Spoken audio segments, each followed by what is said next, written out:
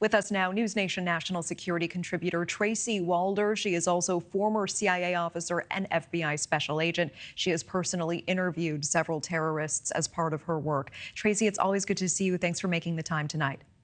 Thank you for having me, Natasha. Tracy, a former President Trump has said several times that ISIS is defeated.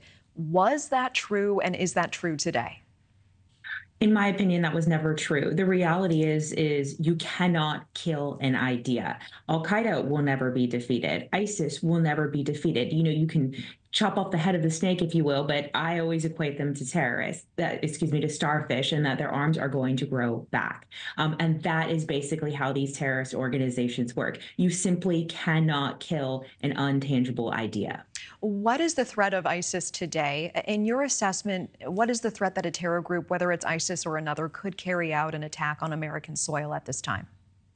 I'm just going to be blunt in that I think it's quite frankly just a matter of time until something like that happens. I don't think we're any worse off today than we were before. In fact, I think we're probably better because of 9/11 and the findings of the 9/11 Commission. Interagency sharing of information of critical intelligence is much better. But I do think it is a matter of time before ISIS does try at least to strike here. Tell me with a little more specificity here, is it a lone wolf attack that you are most concerned about, or what do you think we need to be paying the most attention to when it comes to any sort of threat level here at home?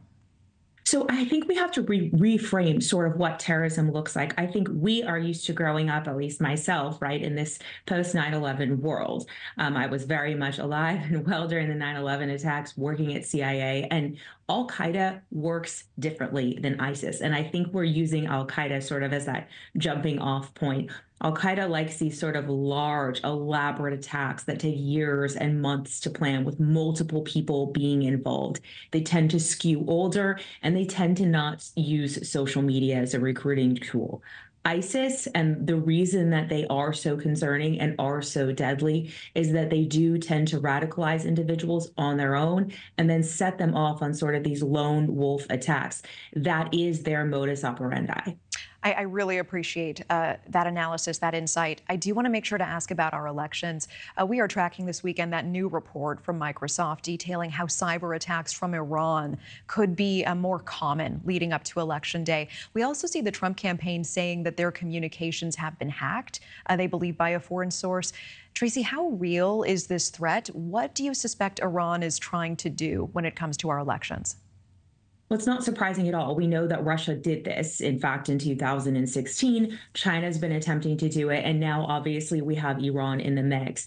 Look, they are trying. We know this because of the information that was released by Microsoft. They are trying to hack campaign advisors' emails or send phishing emails from there. But the thing that's actually more concerning, quite frankly, to me, is they're taking a page out of Russia's playbook, and that they are creating these websites that look a lot like real news websites where they are putting false information, and people are believing that. And that is really kind of stoking the flames of chaos here in the U.S. Is there a specific side, and we have to wrap quickly, is Harris versus Trump that Iran would be trying to influence voters towards or against?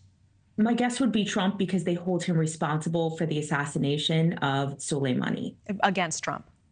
Okay. Tracy Walder, always appreciate the insight and time. Thank you so much.